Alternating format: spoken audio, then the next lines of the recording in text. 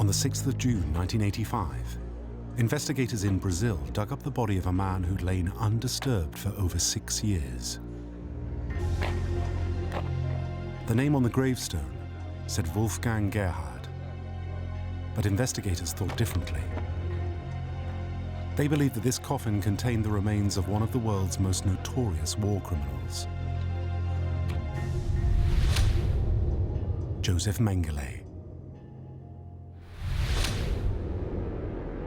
Mengele, known as the Angel of Death, was responsible for some of the most heinous war crimes in history. This was Auschwitz, the extermination camp in Poland found by the Russians. Here there was evidence of a cold, organized bestiality.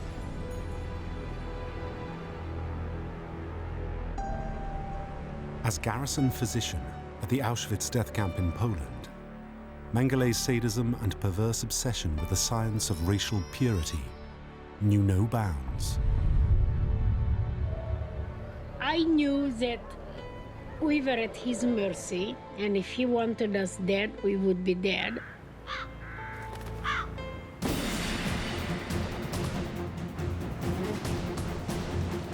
But after the war, he escaped justice. However, one man would dedicate his life to hunting him down. That man was Simon Wiesenthal. He is the most emotional case, and he is at the top of the list because a man who has sent to the gas chambers 400,000 people and make inhuman, cruel experiments. Wiesenthal would pursue Mengele across the world. But the elusive doctor would continually slip through his fingers. So when he learned about the body in Brazil, Wiesenthal's emotions were bittersweet. He now had to accept that Mengele would never be brought to justice. Who can be sure? But I would say 99%. This is the story of a Nazi hunt that went wrong. How, despite being one of the world's most wanted men, Josef Mengele became the Nazi who got away.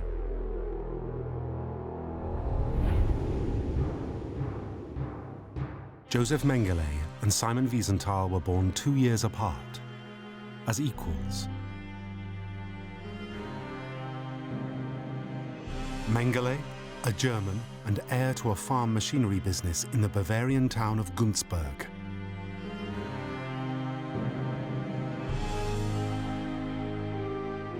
Wiesenthal, a Jew with a degree in architecture who set up his own business in Lvov, then in Poland, now part of modern-day Ukraine.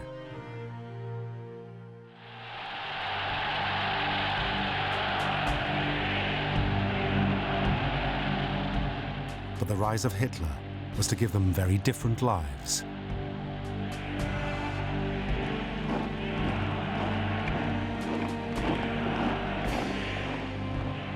The Führer had long dreamed of an Aryan master race in Europe.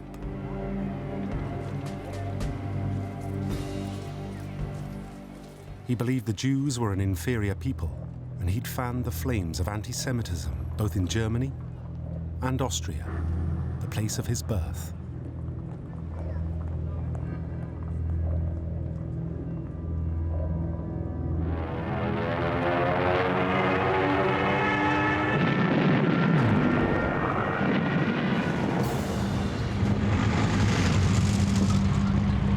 With the outbreak of war, Hitler was able to export his policy of hate deep into Eastern Europe.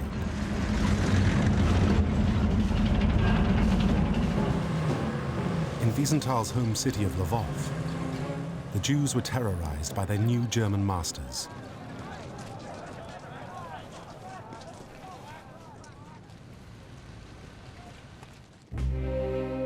By September 1942, most of his and his wife's relatives were dead. Wiesenthal himself was imprisoned in a series of concentration camps, narrowly avoiding liquidation at Janowska outside Lvov.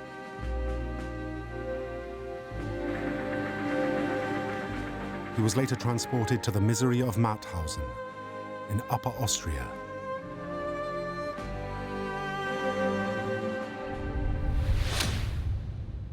Josef Mengele, meanwhile, was living a very different life.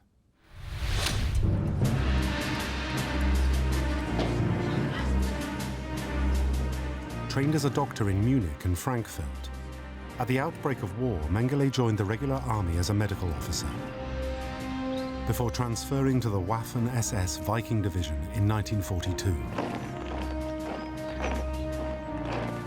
Originally created as Hitler's personal bodyguard, the SS were amongst the most fanatical supporters of the Third Reich.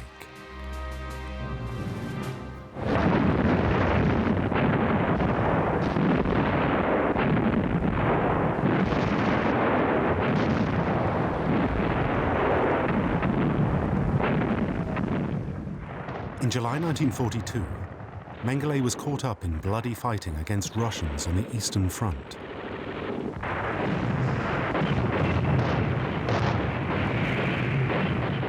It was here that the valiant rescue of wounded men from a burning tank earned Mengele the Iron Cross First Class.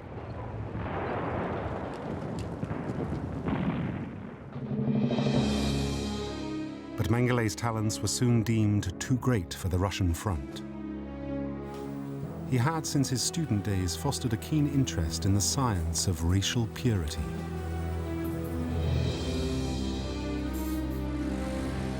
It was a passion which, after active service, had seen him posted to Berlin at the Nazi Race and Resettlement Office.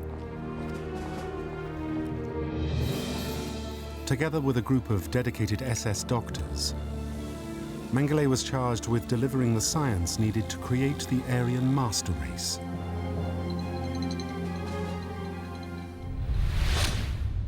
And to help him do it, in May 1943, he got a job that would make him one of the most reviled men in history.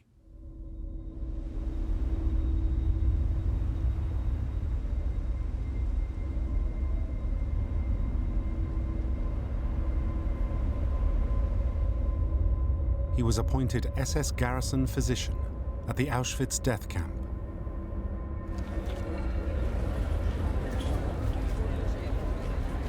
Mengele spent 21 months at Auschwitz, becoming notorious as the man who met Jewish refugees as they arrived at the camp.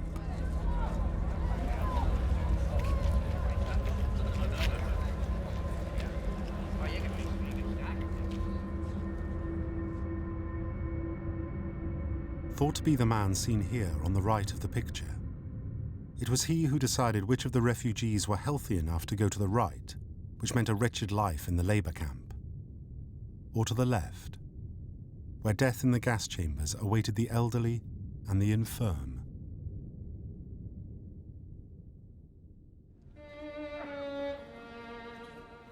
A young dance teacher who survived Auschwitz later wrote of seeing Mengele at work. He stood before us, the handsome devil who decided life and death. He stood there like a charming dancing master directing a polonaise, a devil who took pleasure in his work. Left and right and left, his hands pointed with casual movements. But Mengele didn't just let new arrivals live so they could work in the labor camps. He wanted them for medical research. His SS file reveals him as a specialist in genetics and eugenics.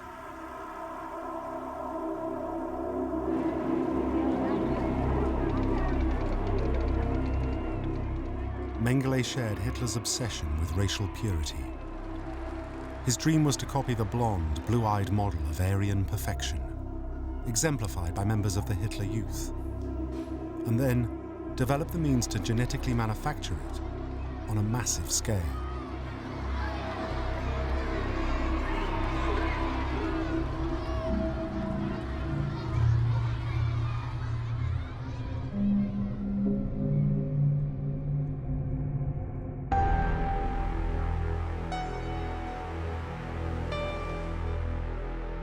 Auschwitz, Mengele was particularly fascinated by identical twins. Sharing the same genetic blueprint, twins allowed him a unique opportunity to experiment on one and compare the results with the other. Now Mengele was presented with as many twins as he wanted.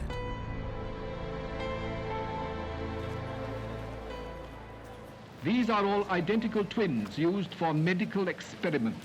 Hundreds of twins from all over Europe were brought to this camp. They were numbered, but their origin and even their names are unknown.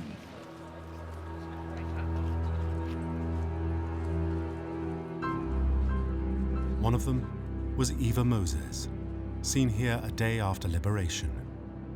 Eva remembers meeting Mengele after receiving several toxic injections into her arm. Then Mengele declared, laughing sarcastically, he said, "Too bad. She's so young. She has only 2 weeks to live." I refuse to accept his verdict. I refuse to die. In all, Mengele murdered 3,000 twins. Some after chemicals were injected directly into their eyeballs. His aim? To turn the color of eyes from inferior brown to Aryan blue. But the Angel of Death didn't just experiment on twins.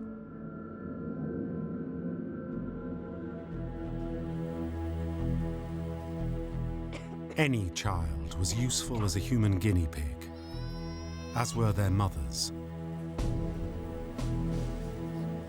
He performed countless sterilizations in an effort to develop a quick and easy method which could be applied to entire non-Aryan populations.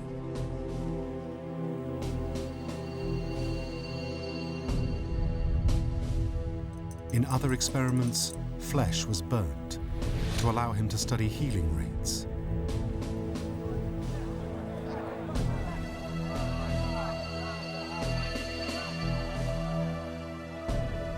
Whilst subjects were tortured alive in bizarre tests to research the effects of stress on the body.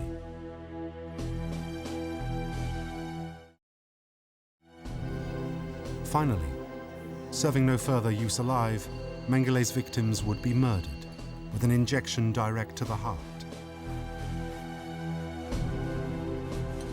so that more experiments could be performed on their corpses.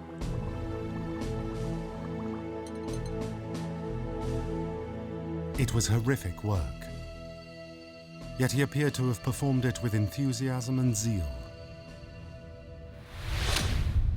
An official citation described him as reliable, upright, and straight, having given a valuable contribution to anthropological science. There were children who say that Mengele was very good to them, gave them cookies and chocolate, and was kind. I did not experience anything like that. I knew that we were at his mercy, and if he wanted us dead, we would be dead. I also knew that thanks to his experiments, we were alive.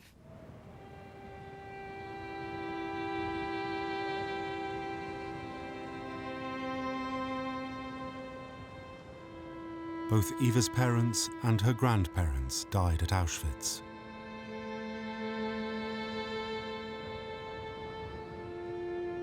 Almost certainly, she and her sister would have soon joined them in the gas chambers. But for both, salvation was about to come.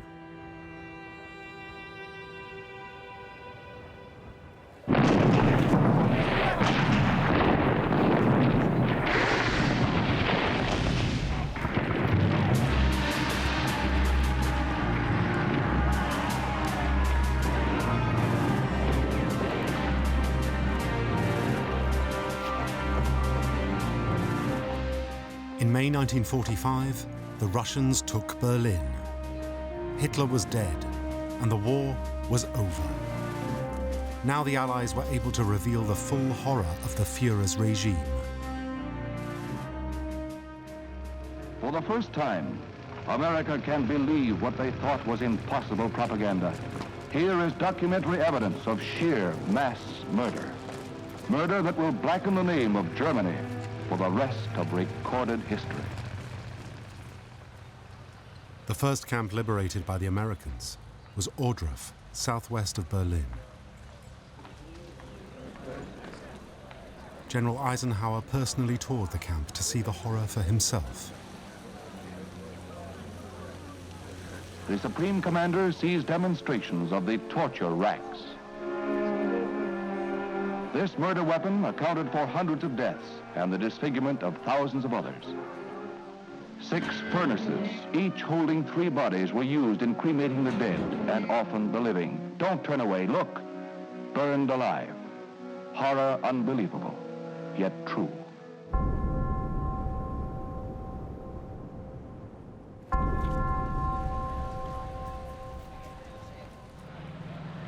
The British, meanwhile, found similar scenes at Bergen-Belsen in northwest Germany.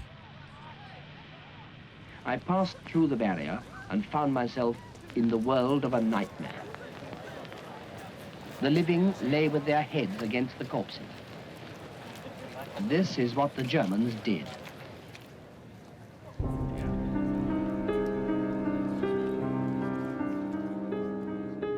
But nothing could prepare the world for what the Russians revealed about Auschwitz. Here it's estimated 1.1 million Jews were liquidated in circumstances unprecedented in human history.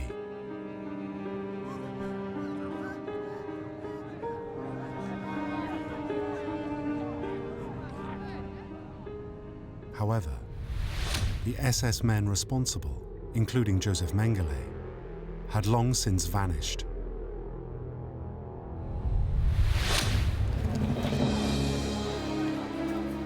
The job of rounding up suspected war criminals was at first handed to the occupying powers. Mengele would have known that the Americans were out to get him.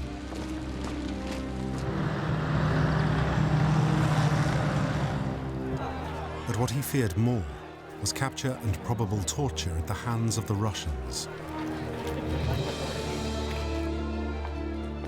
Which is why, according to his own diaries, the Angel of Death now took the biggest gamble of his life. He gave himself up to the Americans. The story is supported by testimony from several witnesses. One, American guard Walter Kempthorne claimed to have seen Mengele being interrogated inside a prisoner of war camp at Ida Oberstein. Who are you? He described him as 5'8", with black, thinning hair. Stop lying! Adding the man was identified to him as Mengele, the bastard who sterilized 3,000 women at Auschwitz.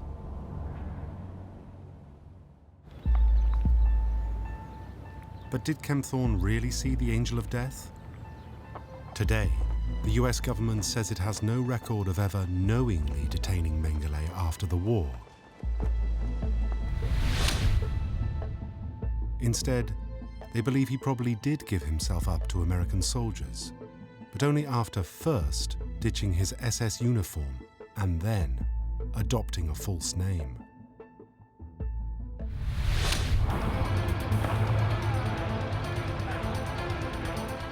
Hiding one's identity in the chaos of post-war Europe was easy. An estimated 3 million Germans had surrendered to occupying forces. Confusingly, 17 men named Josef Mengele had enlisted in the regular army.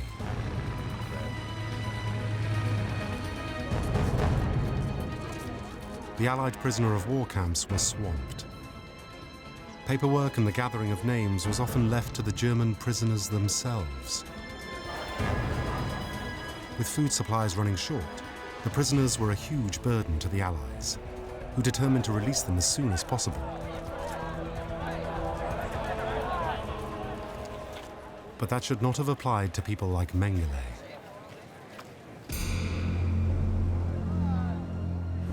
strict orders were given that no captured members of the reviled SS should be given their freedom. They were the men who had largely carried out so many of the crimes of the final solution.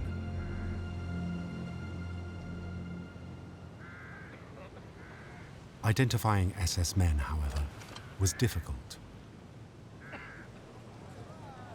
Many, like Mengele, had discarded their SS uniforms in favor of regular army dress.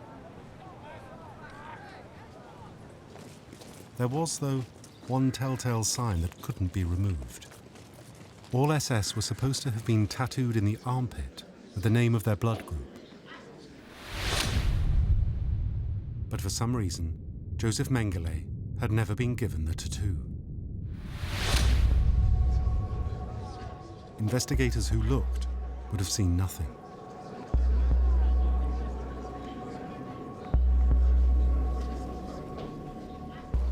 Consequently, it's believed that in the summer of 1945, Mengele was released by the Americans along with tens of thousands of others.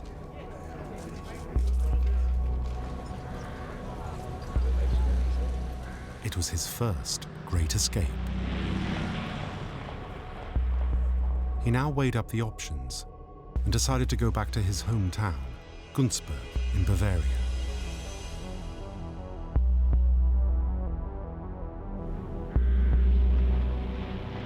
It was another calculated risk. Germany was still swarming with Allied troops. Some of them were even sent to question Mengele's family on his whereabouts. But the Nazi code of silence was total, and with the help of family and friends, Mengele now went into hiding. But whilst US investigators soon moved on, one man refused to abandon the trail.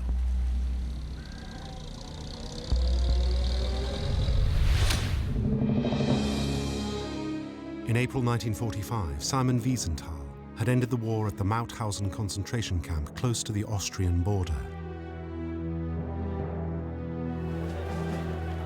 With most of his family dead, Wiesenthal now yearned for justice. Calling upon his incredible memory, he supplied the Allies with the names of dozens of suspected war criminals he'd encountered in the camps. But he wanted to do more. So in 1947, he decided to go full-time as a Nazi hunter, opening an office in the Austrian city of Linz. Manned by 30 volunteers, he called it the Jewish Historical Documentation Center, and its job was to hunt down all Nazi war criminals, including the man who soon rose high on his list, Josef Mengele.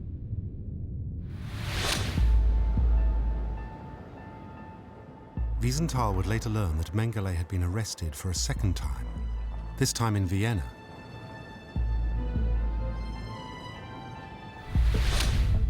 The claim was reported by a US intelligence agent called Benjamin Gorby. His information dated the arrest as December 1946. Gorby's claim has never been proven.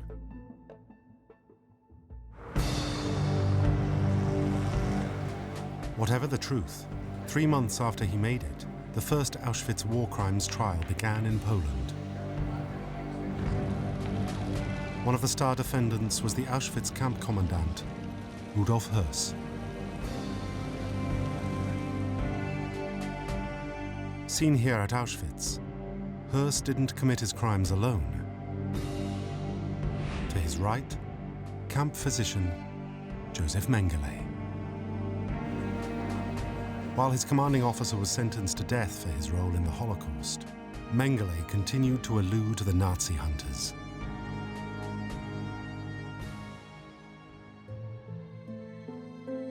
Then, in January 1948, one of the Allies' key war crimes investigators, Brigadier General Telford Taylor, wrote a memo that would have a profound effect. Asked why Mengele hadn't been tried at Nuremberg, he stated simply that as of October 1946, Josef Mengele was dead. Which meant no one was now looking for him. In truth, Mengele was very much alive.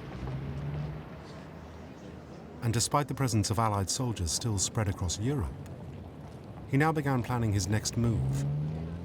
Once again, it was fraught with danger, but with money and assistance from his family and other Nazi sympathizers, Mengele decided that it might just be possible to escape Europe altogether.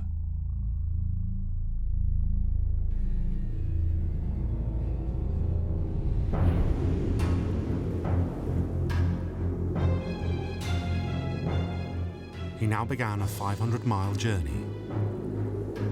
First, he made his way to the Brenner Pass at the Austrian border with Italy. Skillfully dodging border police, he next moved to the Italian town of Vipiteno. His goal here was to await delivery of false papers and cash.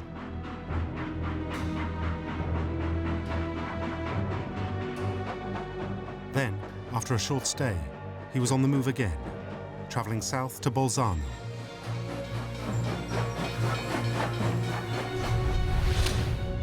Here, a fresh guide arranged for Mengele to get a Red Cross passport at the Swiss consulate. Mengele applied for it with a false name, Helmut Gregor.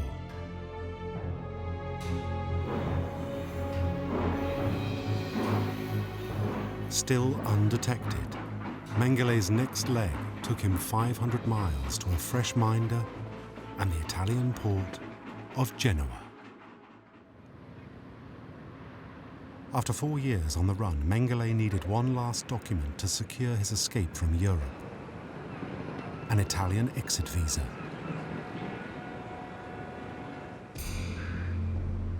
For a moment, it seemed to go wrong, as Italian officials suspicious of his story threw him in jail. Once again, Mengele was staring at the hangman's noose. But Nazi fixers soon emerged from the shadows, quietly arranging for his release.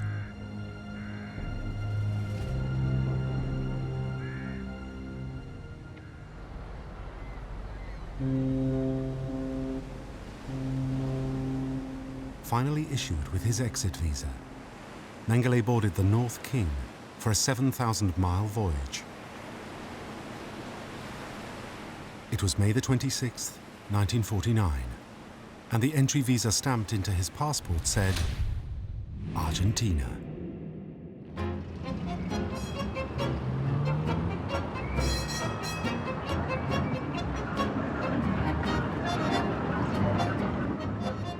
Still using the name Helmut Gregor, Buenos Aires was a comfortable place to be a fugitive Nazi.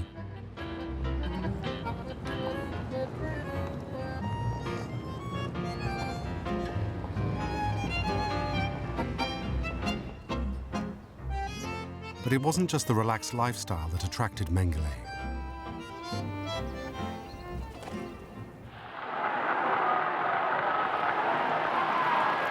Ella, para nosotros, nació con el justicialismo y lanzarlo hacia los pastos de la historia de la nación. Since the military coup of 1955, the administration of President Juan Perón and his glamorous wife Eva had captivated the nation.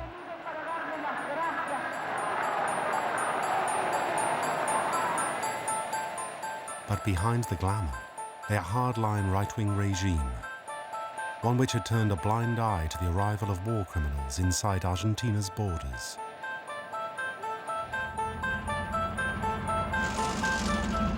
It was a regime that allowed a reinvented Mengele to practice as a doctor and run a small pharmaceutical company on the side. Funding for the business was supplied by the family back home. Dr. Mengele belonged to a family which was very rich. They had a big firm of agricultural equipment, which they were selling all over the world. Carl Mengele and Sons. He was one of the sons. And they found ways to supply him with a lot of money. So, South America at this time, you could make your way by bribing everybody. It also helped to have friends. and Mengele soon hooked up with other fugitive Nazis. One was Luftwaffe fighter ace Hans Rudel. Rudel had been the Red Baron of World War II. A high-ranking Nazi hero, he would also end up in South America, where he's thought to have become a key player in the Nazis' Old Boys network. One of the network's other members and another friend of Mengele's was Adolf Eichmann. During the war, Eichmann had delivered Hitler the transport infrastructure he needed to send Jews to the death camps.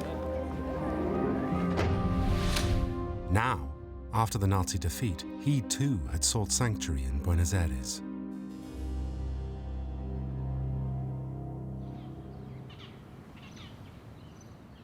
Helped by powerful friends and occupying a series of comfortable suburban retreats, in the mid-1950s, Mengele reverted to using his real name.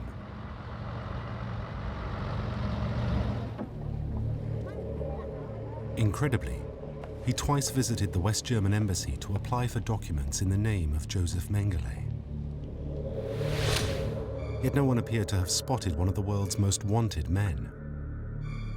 It was a breathtaking show of daring and arrogance. Yet once again, Mengele had got away with it.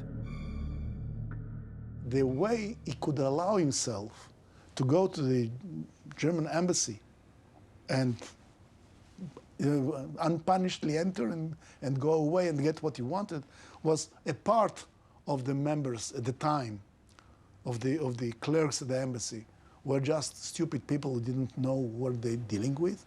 And another part were people who were quite sympathetic with the fact that they had so many Germans escaped from the homeland and living here in exile. So in many cases, there was a kind of silent cooperation. Frustrated at the lack of progress, Simon Wiesenthal didn't disguise his irritation with the German authorities. He had never believed that Mengele was dead, and had himself tracked down the Angel of Death to Buenos Aires. In 1959, he and others persuaded Germany to issue a fresh warrant for Mengele's arrest.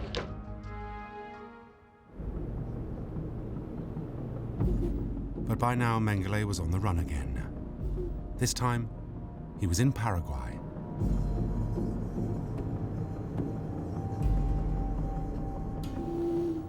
Still using his real name, the authorities in Asunción helpfully granted him citizenship, and it said, provided him with allies at the highest level. One of them was President Alfredo Stroessner, a right-wing German emigre thought to be sympathetic to the Nazi cause. But despite Stroessner's support, said to have included a military bodyguard, Mengele was now a man living in fear. Little is known about his exact movements around this time, though the sleepy Paraguayan town of Hohenau is said to have been just one of his temporary haunts. He lived in Paraguay in a place where he was quite protected. We believed he lived in what we call the triangle. There was a part which was quite wild between Paraguay, Argentina, and Brazil. It was very difficult to get there. And once again, there were voices in Israel saying, how come that we leave the angel of death to live a peaceful life?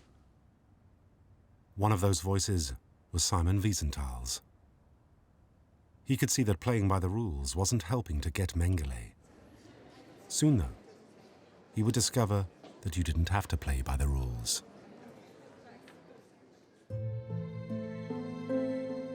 Issa Harel, head of Mossad, the Israeli Secret Service, now entered the game. In 1960, he and a 19-strong Mossad team traveled to South America to pursue not Mengele, but his friend and fellow war criminal, Adolf Eichmann.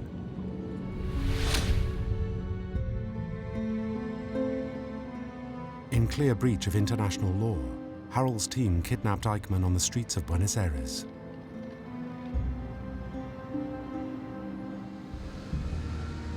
It was a tremendous operation. They were in Buenos Aires, and they followed Eichmann, and finally they arrested him. They brought him to a house.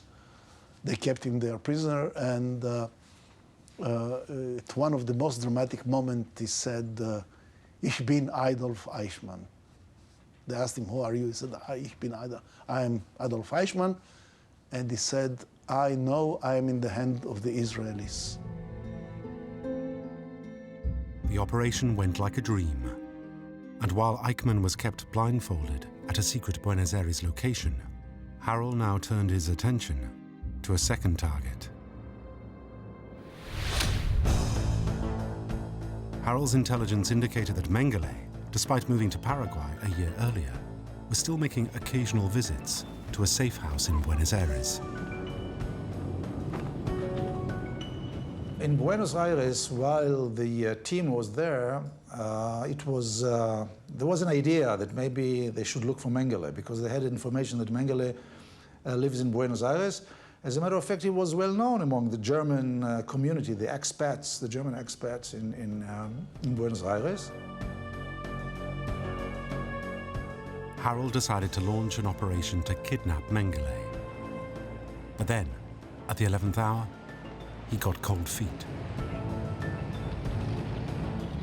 They tried to locate him, but then they decided that it's a very bad idea, which really is, to have two operations at the same time. You endanger both of them. It's something that shouldn't be done. Harel had calculated that he simply couldn't afford to compromise the success of the Eichmann operation. And in any case, it seemed Mengele too had spies. So Mengele I think he was warned by somebody from the German embassy, and he ran away. But they were considering what to do with Mengele, and then they decided not to follow up the trail. Days later, an El Al plane left Buenos Aires for Israel. On board was Adolf Eichmann, but not Josef Mengele. Once again, the angel of death had slipped through the net. But Simon Wiesenthal now believed he was coming close to a breakthrough. In Paraguay, he now lobbied President Stroessner to give Mengele up, meanwhile tipping off anyone who would listen about Mengele's last known hideout. It was clear the Auschwitz doctor was no longer safe in either Paraguay or Argentina. So again he decided to seek fresh pastures, this time in Brazil.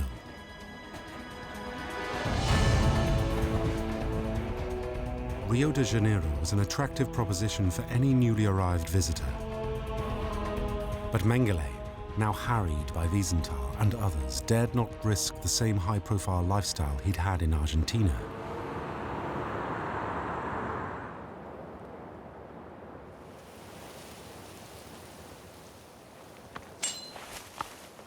Instead, it's thought he went to work as a humble farm manager in rural Brazil.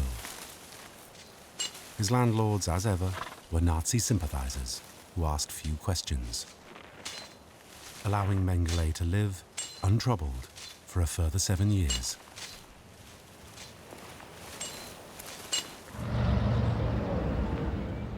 After a brief flurry of interest, it seemed that the world was once again in danger of giving up on Josef Mengele. But not Simon Wiesenthal. He was convinced that the way to get Mengele was to pursue leads in his hometown of Günzburg, where he believed family and friends remained in constant touch. Today we know that Mengele was in touch with his family in Germany all the time.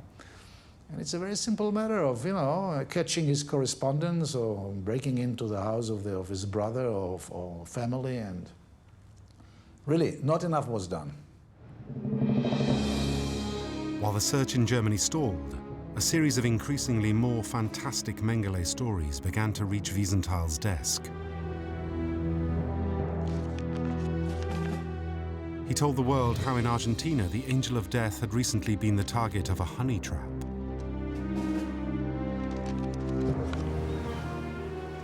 Traced by a beautiful Mossad agent, Mengele was tipped off about a kidnap plot. The woman was later found dead at the bottom of a cliff.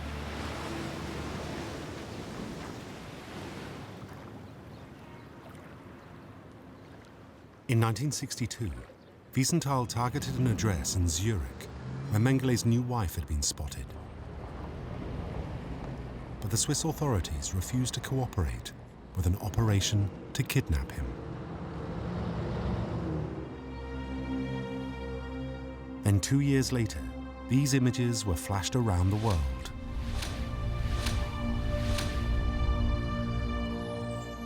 Lasting only 3 seconds, the pictures filmed in Argentina were said to be of Mengele himself. With interest in Mengele now renewed, a Brazilian policeman would later claim to have personally killed him, firing off 4 bullets into the Angel of Death's body.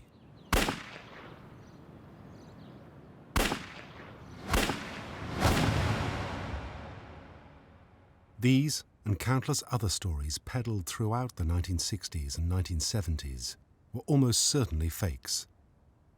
The truth was, no one knew where Mengele was hiding.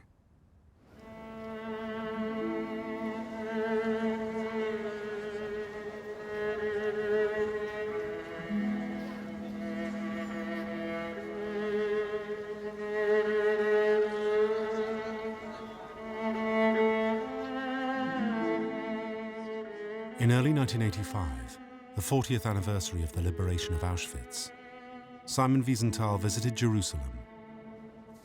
He now demanded global action to catch the Angel of Death. We need Mengele for a German trial, before a German court. A trial of Mengele will be a won battle against the deniers of the Holocaust. But not everyone agreed. Some, including one Jewish doctor who'd been forced to work at Auschwitz, said Mengele should be left alone. It's much better to let him where he is, because he is afraid every night. He cannot sleep like a normal man. He is afraid, maybe tomorrow they catch me, or somebody will kill me tomorrow. Wiesenthal, however, was not persuaded. Simon Wiesenthal has said he's sure he'll catch Josef Mengele, the Nazi doctor known as the Angel of Death. He said he's certain Mengele is still living in Paraguay, though the Paraguayan leader has said he's not. In April 1985, Wiesenthal, wrongly believing Mengele was still in Paraguay, was still putting him at the top of his wanted list. He is the most emotional case, and he is at the top of the list because a man who has sent to the gas chambers 400,000 people and make inhuman, cruel experiments. Just a few weeks later, the breakthrough everyone wanted came. Police back in Germany were about to crack the Mengele case wide open. In Mengele's hometown of Günzburg, detectives staged a dramatic dawn raid on the home of a Mengele family friend. Documents and letters found at the house led investigators to the small town of Embu in Brazil.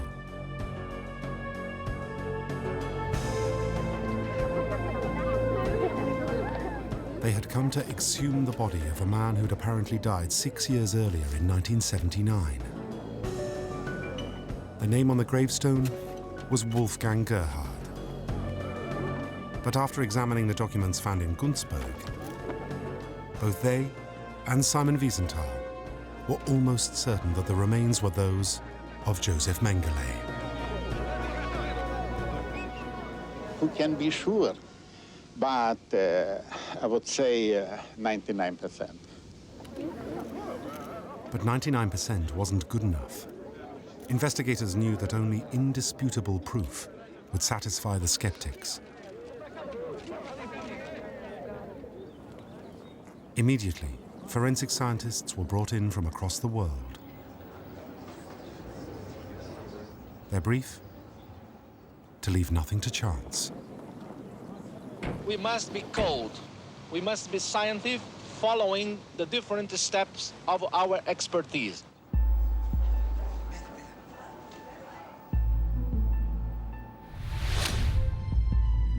Using old photographs and fingerprints, dental records, even photo-skull comparisons, the body was examined in microscopic detail.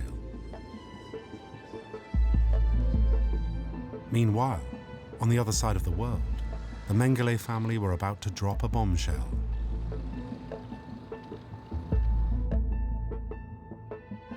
Through a spokesman, Mengele's son Rolf released a dramatic statement. Rolf Mengele is certain that the body exhumed in the cemetery in Sao Paulo is the remains of his father. Rolf not only knew his father was dead, but he was also able to reveal how it happened.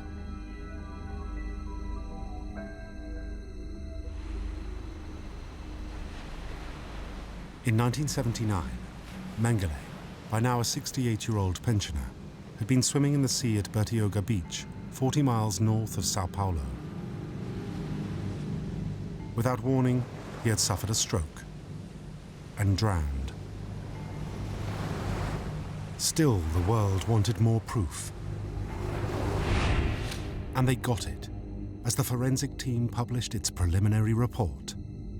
The Embu skeleton was that of Josef Mengele.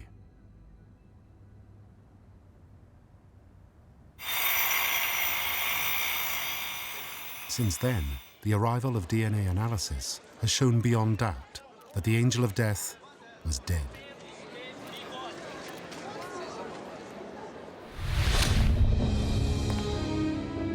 For 40 years, Josef Mengele had been one of the world's most wanted men. Yet the world, and Simon Wiesenthal, had failed to catch him. Several times, he'd been within touching distance of Nazi hunters, disguised within an Allied prisoner of war camp after the war, in possession of suspicious papers in an Italian jail, twice using his real name inside Argentina's German embassy, and in 1960, only inches ahead of a Mossad commando strike.